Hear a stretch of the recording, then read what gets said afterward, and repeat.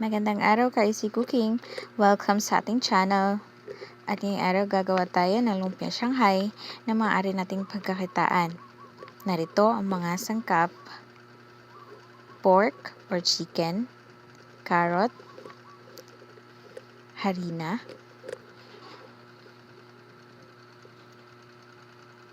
itlog, minced garlic, toyo, spring onion minced, salt, black pepper,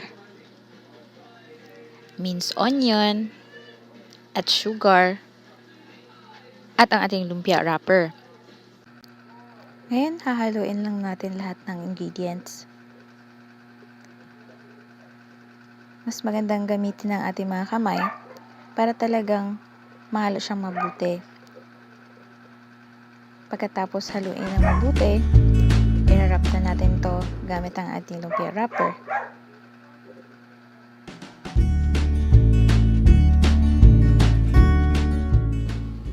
Para sa buong listahan ng mga ingredients at measurements, punta lang sa description box.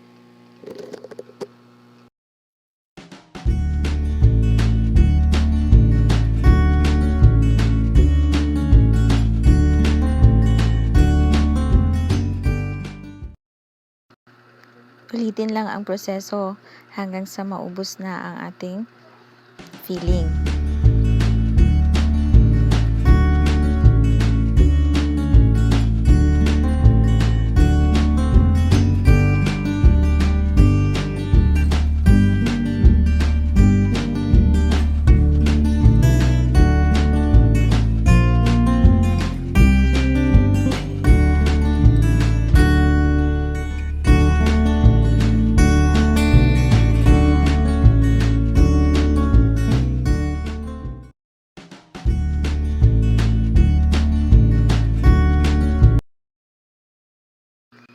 At ito na po ang ating finished product. Gamit ang recipe ito, makakagawa tayo ng 70 to 80 pieces ng lumpia. Store lang natin ito sa freezer at ready na tayo magbenta.